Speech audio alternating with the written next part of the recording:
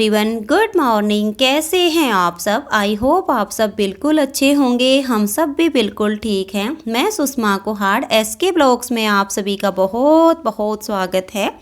तो फ्रेंड्स, सबसे पहले आप सभी को दीपावली की बहुत बहुत शुभकामनाएं। और मैं तो लक्ष्मी माता के चरणों में यही प्रार्थना करती हूँ कि लक्ष्मी माता आप सभी के घरों में धन धान्य सुख समृद्धि वैभव सब कुछ लेकर आए। आप सभी के घर में सुख और शांति सदा सदा के लिए बनी रहे। और अभी किचन में आई हूँ तो मैंने चाय बनने के लिए रख दी है। चाय बनेगी तब तक मैं जो बर्तन हैं इनको सेट कर देती हूँ। तो इधर मेरी चाय बन जाएगी और बर्तन भी सेट हो जाएंगे। तो चाय भी मेरी बनके तैयार हो गई है। तो आप सब भी आइए और मेरे साथ बैठकर चाय पी लीजिए। तो फ्रेंड्स, चाय पीने के बाद अब मैंने अपना साफ़ सफाई का काम शुरू कर दिया है। तो अभी झाड़ू लगाऊंगी, डस्टिंग करूंगी। और वैसे आज कहीं भी ज़्यादा धूल मुझे दिखाई नहीं दे रही है, क्योंकि कल बहुत ही अच्छे से डीप क्लीनिंग की थी। तो सब चीज़ें बिल्कुल क्लीन नज़र आ रही हैं। लेकिन फिर भी ये है कि झाड़ू लगाने के बाद एक बार सब चीज़ों पर कपड़ा मार दूंगी तो खुद को तसल्ली हो जाएगी कि हाँ, मैंने बहुत अच्छे से सफाई कर दी है। और अभी झाड़ू लगाने के बाद फिर मैं खाना बनाने की तैयारी करूँगी। आज सुबह के खाने में मैं बनाऊंगी भिंडी की सब्ज़ी। रेसिपी शेयर नहीं करूंगी क्योंकि भिंडी की रेसिपी कई बार पहले ही शेयर कर चुकी हूं। तो अभी झाड़ू लगाऊंगी, डस्टिंग का काम करूंगी और पोछा मैं किचन के काम से फ्री होने के बाद ही लगाऊंगी। तो फ्रेंड्स, अब मैं सब्जी बना रही हूँ। प्याज और भिंडी को मैंने पहले काट लिया था। तो प्याज को मैंने भुनने के लिए रख दिया है और अभी मैं हरी मिर्च काट रही हूँ।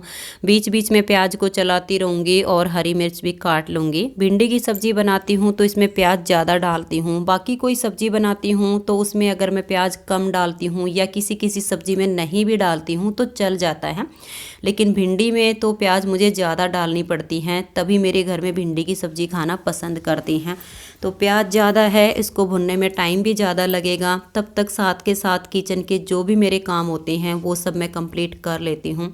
अभी मैंने दही को भी नहीं भिगोया है, तो बीच बीच में प्याज को भी चलाती रहूँगी और दही को भी भिगो लूँगी। तो मेरा ये काम भी साथ के साथ हो जाएगा। और ये है कि प्याज को बीच बीच में चलाना पड़ता है, नहीं तो एक साइड से ज़्यादा जलनी शुरू हो जाती है और फिर सब्ज़ी में भी स्वाद नहीं आता है। तो दूसरी साइड मैंने एक हाथ से दही को भी भिगो दिया है और इधर मेरी प्याज भी भुन के तैयार हो गई है। तो अभी सब्ज़ी में छोंक लगा देती हूँ। आटा भी मैंने लगा के रख लिया है और फिर रोटी बनाऊँगी। तो फ्रेंड्स, भिंडी की बहुत ही स्वादिष्ट सब्ज़ी बनके तैयार हो गई है। लस्सी तैयार हो गई है और अब मैं रोटी बना रही हूँ। तो अभी रोटी बनाऊंगी। सबसे पहले वाली 2 रोटी गाय माता के लिए निकाल दूंगी और फिर साथ के साथ रोटी बना के सबको खाना खिला दूंगी। तो सबसे पहले रोटी डाल के सासू माता को ही देती हूँ, तो उसको तो मैं ही दे आती हूँ।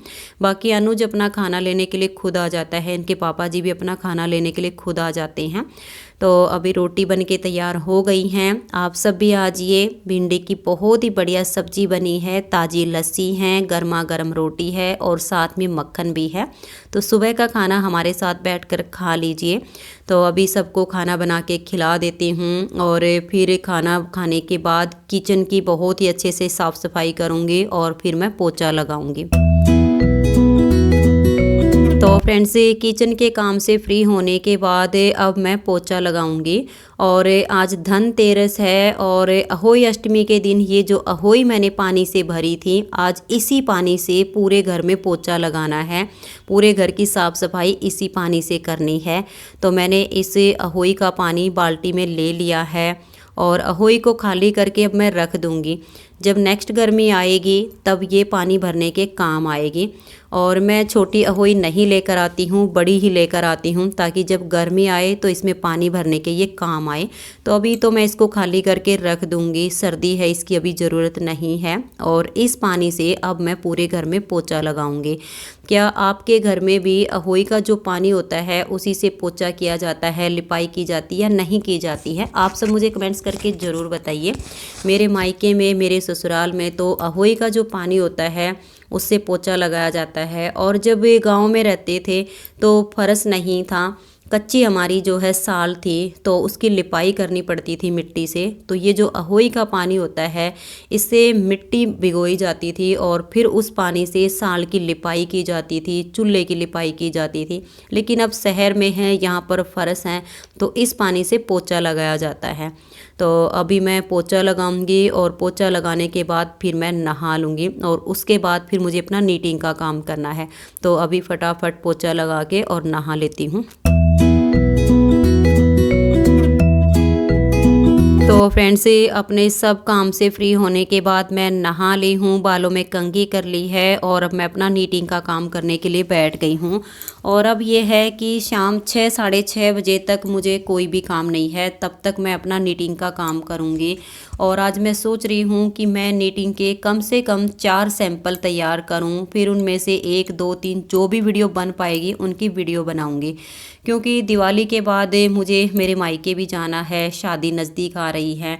तो अगर एक आध वीडियो एडवांस मेरे पास होगी तो मैं वहाँ जाने के बाद उनको अपलोड कर पाऊँगी। वहाँ जाने के बाद व्लॉग वीडियो तो तैयार हो जाएंगी, लेकिन नीटिंग की वीडियो शायद वहाँ पर नहीं तैयार हो पाएंगी। इसलिए मैं कोशिश कर रही हूँ कि अभी मैं 2 से 3 दिन यहाँ पर हूँ, तब तक मैं कुछ एक्स्ट्रा सैंपल बना के और कुछ एक्स्ट्रा वीडियो अपने फ़ोन में डाल लूँगी, तो फिर मैं वहाँ से उनको अपलोड कर दूँगी। तो अभी मैं लगभग 6 साढ़े 6 बजे तक नीटिंग का काम कर लेती हूँ और फिर शाम को आज दिए भी लगाने हैं। तो फ्रेंड्स अब ये शाम साढ़े 6 बजे का टाइम है और मैं दिए जलाने की तैयारी कर रही हूँ। और आज धनतेरस है। धनतेरस के दिन 26 दिए जलाने होते हैं, 13 दिए घर के अंदर और 13 दिए घर के बाहर जलाने होते हैं। तो यहाँ पर ये तो है नहीं कि छत है, बालकनी है, तो 5 बालकनी लगती हैं, पांचों बालकनी में जला दूंगी। और एक जो हमारा मेन गेट है, एक दिया मैं वहाँ बाहर जला दूंगी और बाकी के 13 दिए घर के अंदर जलाने हैं। तो वो फिर पूरे घर में कहीं कहीं पे रख के 13 दिए मैं घर के अंदर जलाऊंगी। और आज के दिन एक दिया काल भगवान के लिए जलाया जाता है, जबकि सब घर के सदस्य सो जाते हैं वो तब जलाया जाता है और पुराना दिया जलाना होता है। तो कल मैंने 5 दिए जलाए थे, तो उनमें से एक दिया लेके और जब रात को उस घर के सभी सदस्य सो जाएंगे तब एक दिया मैं काल भगवान के लिए अलग से जला दूंगी। तो मैंने यहाँ पर 26 दिए धो लिए हैं, इनकी बात बना ली हैं और अब मैं इनमें तेल भरूंगी। सरसों के तेल से मैं दिए जलाती हूँ, मोमबत्ती या लड़ियाँ वगैरह हम दीपावली पर नहीं जलाते हैं, सरसों के तेल से ही दिए जलाते हैं। तो मैं अभी ये सारे दिए तैयार कर लेती हूँ।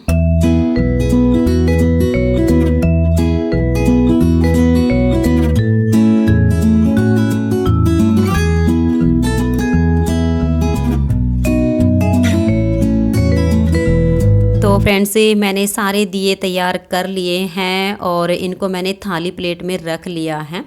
और अभी मैं एक एक दो दो दिया जला के और इनको थाली प्लेट में रख लेती हूँ, क्योंकि बाहर तो हवा बहुत तेज़ चल रही है और वहाँ पर माचिस से दिया जलाने में काफ़ी प्रॉब्लम होगी। तो इस वजह से मैंने अंदर ही दिए जला के और इसको थाली प्लेट में रख लिया है। फिर एक दिए से दूसरा दिया आसानी से जल जाएगा, तो इसलिए मैंने अंदर से ही दिए एक एक दो दो इसमें जला के रख लिए हैं। और अब हम दोनों बालकनी में दिए लगा रहे हैं। 5 बालकनी हैं तो पांचों बालकनी में दिए जलाएंगे। एक दिया जो हमारा मेन गेट है वहाँ पे रख देंगे और 13 दिए घर के अंदर जलाने हैं। तो फ्रेंड्स आप सभी को धनतेरस की बहुत बहुत शुभकामनाएं। परमपिता परमात्मा के चरणों में प्रार्थना करती हूँ कि ये दीपावली आप सभी के घर में सुख शांति लेकर आए। तो अभी दिए जला लेते हैं और काम से फ्री होने के बाद आप सबके साथ बैठकर थोड़ी सी देर बात करूँगी। हेलो एवरीवन, कैसे हैं आप सब? आई होप आप सब बिल्कुल अच्छे होंगे, अपने अपने घरों में बहुत खुश होंगे, मस्त होंगे, तंदुरुस्त होंगे और हम सब भी बिल्कुल ठीक हैं। और मेरी ये वीडियो आप सभी को कल सुबह मिलेगी और कल है दीपावली। तो आप सभी को दीपावली की बहुत बहुत शुभकामनाएं। महालक्ष्मी पूजन है, सबको माता लक्ष्मी की पूजा करनी है। तो माता लक्ष्मी से हमें क्या वरदान मांगना चाहिए, माता लक्ष्मी का आह्वान कैसे करना चाहिए, इस पर मैं आप सबको एक कथा भी सुनाऊंगी। और माता लक्ष्मी की पूजा करने से पहले गणेश जी की पूजा की जाती है, क्योंकि गणेश जी बुद्धि के दाता हैं और जब हमारी बुद्धि ठीक होती है तो वरदान मांगते टाइम, माता का आह्वान करते टाइम हमसे कोई भी गलती नहीं होती है। लेकिन अगर हम सीधे सीधे माता लक्ष्मी का आह्वान करते हैं, गणेश जी की पूजा नहीं करते हैं, तो हमारी जो बुद्धि है वो काम नहीं करती है। इसलिए सबसे पहले गणेश जी की पूजा अर्चना की जाती है ताकि हमारी बुद्धि बिल्कुल ठीक से काम करे। और माता लक्ष्मी को भी अकेले घर नहीं बुलाना चाहिए, क्योंकि जब माता लक्ष्मी का आह्वान करते हैं और अगर हम सिर्फ लक्ष्मी का आह्वान करते हैं तो लक्ष्मी सबके घर में आती ज़रूर है, लेकिन उल्लू पर बैठ कर आएगी। और जब माता लक्ष्मी उल्लू पर बैठ कर आती है तो वो टिकती नहीं है, क्योंकि उल्लू कभी भी एक जगह टिक नहीं सकता है, वो उसी टाइम माता लक्ष्मी को लेके उड़ जाएगा। इसलिए लक्ष्मी माता का आह्वान हमें करना चाहिए कि हे माता लक्ष्मी, हमारे घर पधारो नारायण के संग में। जब माता लक्ष्मी नारायण के संग में आएगी तो वो ठहर जाएगी, क्योंकि नारायण के संग आएगी तो ऐरावत पर सवार होकर आएगी, और ऐरावत पर सवार होकर आएगी तो घर में सुख समृद्धि लेकर आएगी। लेकिन जब उल्लू पर बैठकर आएगी तो धन तो ज़रूर लेकर आएगी, लेकिन वो धन टिकता नहीं है, साथ के साथ उसका खर्चा अपने आप शुरू हो जाता है। इसलिए माता लक्ष्मी का आह्वान नारायण के संग करना चाहिए। और आज मैं आप सबको एक सुंदर सी कथा सुना रही हूँ कि हमें लक्ष्मी से वरदान क्या मांगना चाहिए जिससे लक्ष्मी हमारे घर में सदा सदा के लिए बस जाए। तो फ्रेंड्स, एक बनिया था, बनिए के घर में बहुत ज़्यादा धन धान्य सुख समृद्धि सब कुछ था उसके घर में। और सेठ कह लीजिए, बनिया कह लीजिए, बहुत सालों से लक्ष्मी उसके घर में निवास कर रही थी। और एक रात उस सेठ को ये सौपन आया, लक्ष्मी माता ने उसको दर्शन दिए और कहा कि सेठ जी, तेरे घर में रहते रहते बहुत साल हो गए हैं और इतने साल तक तो मैं कहीं भी नहीं टिकती हूँ, क्योंकि मेरा जो स्वभाव है बहुत ही चंचल है, एक जगह मैं नहीं टिक पाती हूँ। इसलिए अब मैं इस घर को छोड़ के जाऊँगी, लेकिन जाने से पहले मैं तुमको एक वरदान देना चाहती हूँ, कोई भी वरदान मांग ले। तो सेठ ने कहा कि माता, ऐसे मैं अकेले वरदान कैसे मांग सकता हूँ, पहले तो मुझे घर के सदस्यों से पूछना पड़ेगा कि मैं आपसे क्या वरदान मांगूँ। तो माता ने कहा कि ठीक है सेठ, तुम अपने परिवार से सलाह मशवरा कर लेना कि वरदान क्या चाहिए है। अब सुबह सेठ उठा तो सबसे पहले उसने जो स्वप्न की बात है वो अपनी पत्नी को बताई। तो सेठ की धर्मपत्नी ने कहा कि तुम माता लक्ष्मी से बहुत सारा धन मांग लेना, क्योंकि अगर एक बार लक्ष्मी चली गई तो पता नहीं फिर कब आएगी, और ऐसे में धन खत्म हो जाएगा तो काम नहीं चलेगा।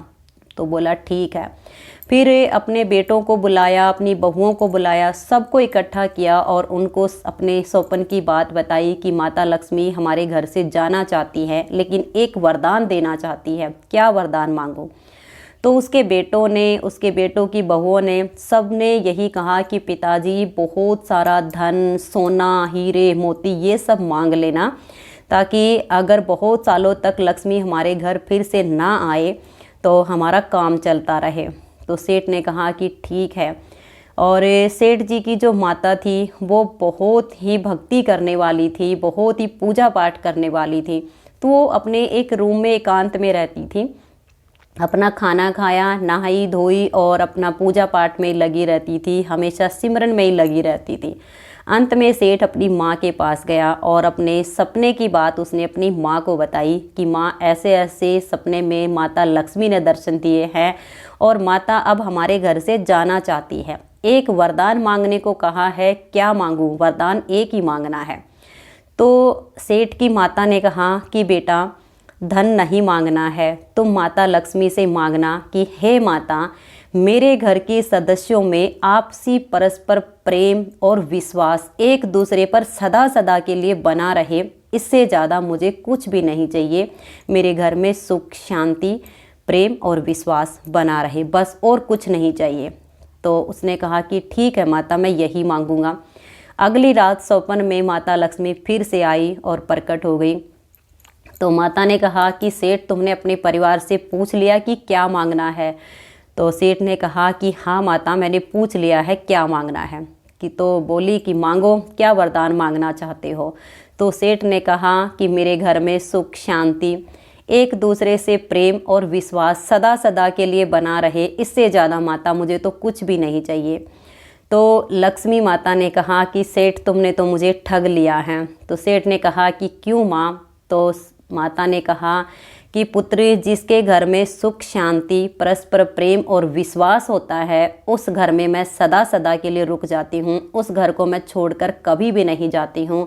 जिस घर में कलह होता है, एक दूसरे पर अविश्वास होता है, ऐसे घर में तो मैं एक पल के लिए भी नहीं टिकती हूँ। मैं उसी घर में निवास करती हूँ जिस घर के सदस्यों में आपस में प्रेम होता है, एक दूसरे पर अटूट विश्वास होता है, वहीं पर मेरा निवास होता है। तो फ्रेंड्स, लक्ष्मी पूजन है, माता लक्ष्मी की पूजा करनी है, अर्चना करनी है, माता का आह्वान करना है। तो एक तो माता का आह्वान नारायण के संग कीजिए कि हे माता मेरे घर पधारो नारायण के संग में। और दूसरा, माता लक्ष्मी से दूसरों के लिए खुशियाँ मांगना, अपने घर में परस्पर प्रेम और एक दूसरे पर अटूट विश्वास बना रहे, ये वरदान मांगना। तो माता लक्ष्मी आपके घर में सदा सदा के लिए टिक जाएगी। तो फ्रेंड्स, अगर वीडियो पसंद आई हो तो वीडियो को लाइक शेयर ज़रूर कीजिएगा। तो आज की इस वीडियो में इतना ही, मिलते हैं नेक्स्ट वीडियो में, तब तक के लिए नमस्कार, बाय बाय।